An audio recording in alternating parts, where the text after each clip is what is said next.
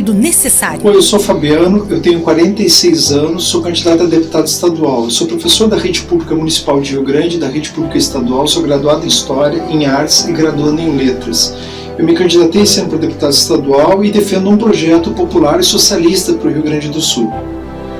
Eu fui, durante quase 30 anos, morador da Vila Maria, conheço bem a periferia de Rio Grande, atualmente moro no Cassino, e me criei entre a Vila da Quinta e a Vila Maria, que é o maior complexo de bairros da Zona Oeste, atualmente com cerca de 10 mil habitantes.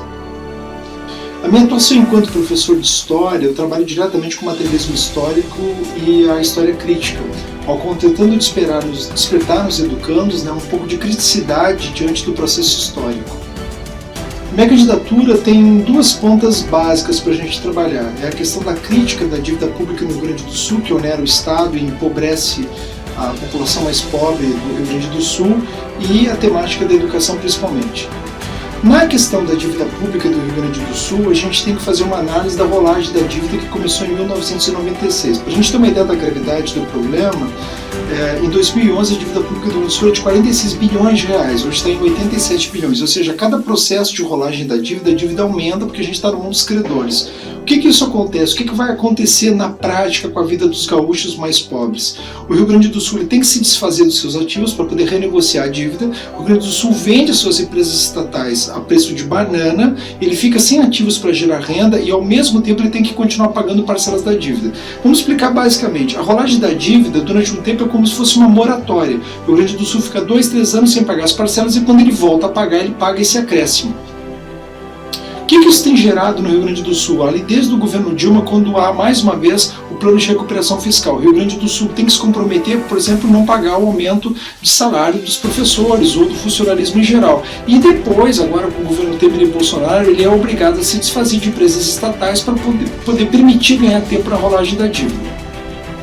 Só que o grande questionamento que a gente tem que fazer para a sociedade gaúcha é como refazer renda no Rio Grande do Sul se a empresa que gera renda foi vendida e entregue ao capital estrangeiro. Esse processo de privatização é bom que a gente diga aqui porque boa parte dos gaúchos não sabe. Hoje se fala como a privatização é uma coisa moderna, isso é mentira. Nos últimos 20 anos, países que são líderes no capitalismo global e tem uma história muito longa no liberalismo econômico, a gente está falando de Inglaterra, França, Holanda, Estados Unidos, são países que privatizaram nos últimos 20 anos cerca de 884 empresas, ou seja, restatizaram aquilo que eles tinham entregue na iniciativa privada e resolveram colocar hoje sob a órbita pública. No Brasil se tem uma ideia completamente deturpada que privatização é coisa de direita e que reestatização é coisa de esquerda. Ao contrário, a gente está falando de Holanda, França, que são países que têm uma longa linhagem liberal. Se as pessoas não compreenderem, se eu tiver alguma dúvida, a gente tem que ver, por exemplo, a Revolução Holandesa, a Revolução Francesa, que são revoluções coordenadas pela burguesia enquanto classe histórica. Esses países têm um grande predomínio dentro da história liberal, do desenvolvimento econômico do capitalismo, como a Holanda, o capitalismo comercial, e são países hoje que defendem a reestatização dos serviços públicos como uma estratégia de desenvolvimento econômico dentro do capitalismo. Por fim, a gente tem que ver o seguinte, uma das propostas que eu tenho enquanto deputado é defender dentro da Assembleia Legislativa do Rio Grande do Sul a questão da auditoria pública da nossa dívida. A gente tem que saber quem é que está pagando demais, quem é que está recebendo e por que créditos de moeda podre ainda estão rolando. A minha defesa é o seguinte, além da auditoria da dívida da pública, a gente tem que recuperar aquilo que foi pago de maneira ilegal, se vê se alguma coisa foi paga de maneira ilegal e aquilo que foi pago de maneira ilegal, a gente tem que criar emendas dentro da Constituição Gaúcha para que isso seja revertido para a área de assistência social, educação e saúde, que são necessidades básicas do povo que mora aqui dentro.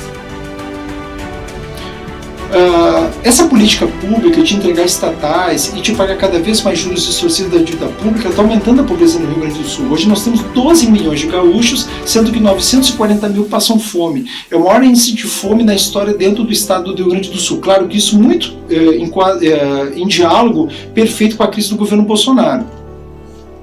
Nós do pessoal defendemos que as empresas estatais gaúchas elas têm que servir ao povo do Rio Grande do Sul. Eu particularmente acho que estatal não é lugar para a gente criar cabide de emprego, mas sim ter funcionário público capacitado, bem remunerado e que tem uma obrigação ética de servir o público do Rio Grande do Sul. Portanto, a gente defende que não haja privatização, mas que o Rio Grande do Sul use esses ativos para gerar cada vez mais renda e um melhor serviço público oferecido aos habitantes desse estado. Na questão da educação, o Rio Grande do Sul tem um índice que o Eduardo Leite hoje ele não conta para ninguém, ele evita falar disso aí. O Rio Grande do Sul hoje tem os maiores índices de abandono do ensino médio. Atualmente, de cada 100 jovens que entram para fazer o ensino médio no Rio Grande do Sul, 14 abandonam o ensino médio antes do final do terceiro ano. Esse processo, e eu sou professor e entendo bem essa lógica dentro da educação pública, é o seguinte: o grande problema não é quando entra e quando sai, mas o problema é que a cada processo que o aluno entra e sai da escola pública, ele vai atrasando o seu aprendizado. A gente tem que discutir primeiro essa reforma do ensino médio, que é o chamado novo ensino médio gaúcho, que para mim é um desastre para a área de humanas, para a área de educação física. Ou seja, se troca, e eu sou professor de história, se troca as horas de história por áreas de projeto de vida, e tem que ver que tipo de projeto de vida. O projeto de vida não pode ser uma coisa chamada empreendedora. Hoje a gente tem a grande maioria dos jovens vivendo na pobreza. Esse ideal de criar empresas é uma coisa dos sonhos, num capitalismo evoluído, que não é o nosso caso aqui. Segundo, que eu acho bastante interessante, é o seguinte: governos de direita como Eduardo Leite sempre tiveram aliados que historicamente querem combater a tal da ideologia do ensino. A coisa mais ideológica que eu vejo é alguém chegar numa escola com o Sebrae e dizer que a gente tem que ser professor empreendedor. Isso é uma coisa de cartilha típica do liberalismo econômico. Aliás, vamos deixar muito claro, eu sou professor e não sou contra a ideologia, pelo contrário, a gente sabe que a educação é permeada por ideologia. O que a gente quer dizer é que as ideologias têm que ser múltiplas, discutidas de várias maneiras na sala de aula. Eu não tenho medo nenhum que os meus educandos conheçam liberalismo, marxismo, materialismo histórico e outros tipos de ideologias diferentes. Eu acho que quem quer acabar com a ideologia é porque, na verdade, quer impor uma forma só de pensamento. Como é que a gente vai poder reformular esse ensino médio? O que eu vou estar propondo na Assembleia Legislativa é o seguinte: é rever o projeto do novo ensino médio gaúcho e que a gente crie, principalmente nas áreas mais pobres do Rio Grande do Sul, os eixos profissionalizantes, mas principalmente o eixo profissionalizante de ensino médio para a reinserção de pessoas privadas da sua liberdade. Isso é uma política de educação e, ao mesmo tempo, uma política de segurança pública, porque as cadeias do Rio Grande do Sul, elas não reeducam, que seria a sua função constitucional, elas pioram. Quem está educando lá dentro são as grandes instituições do crime organizado, que vão pegando os presos mais pobres e mais fracos e os transformando em pequenos soldadinhos. O que a gente tem que entender é que o preso ele não é um ser inerte, ele é um cidadão que está passando um tempo afastado da sociedade, e ele é responsabilidade nossa. No dia 2 de outubro, eu peço o teu voto para deputado estadual. E eu quero fazer um mandato completamente diferente de tudo que tu viu, inclusive criando uma proposta inovadora no Rio Grande do Sul, o Conselho Gestor do Mandato, que eu já havia proposto aqui em 2020 para minha campanha para vereador. O que é o Conselho Gestor? É convocar pessoas da sociedade civil, inclusive diferentes do que eu penso, para a gente construir propostas dentro do mandato e averiguar se essas propostas que a gente vai defender na Assembleia Legislativa são boas ou ruins para a coletividade.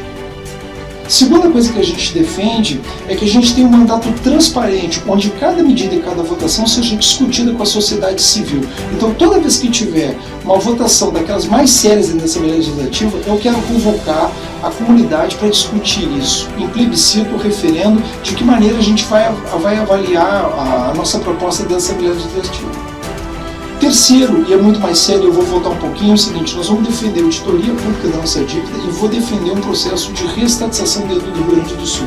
Os ativos do Estado, como eu volto a dizer, não são nem de esquerda nem de direita, são do povo gaúcho e tem que servir os mais pobres. Dia 2 de outubro, então, eu peço teu voto para a Assembleia Legislativa e...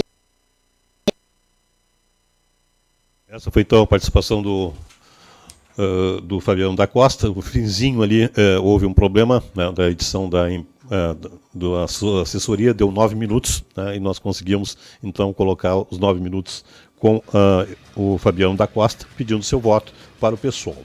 Lembrando que amanhã nós temos a participação do engenheiro Rosberg Camargo, do PDT, né, e na sexta-feira nós temos o Sandro Alves. Lembrando que o material desse pessoal deve estar chegando aí, deve ser entregue na rádio hoje, né? E os que na próxima semana a gente está pedindo para que antecipem para sexta-feira a entrega do material das 14 às 17.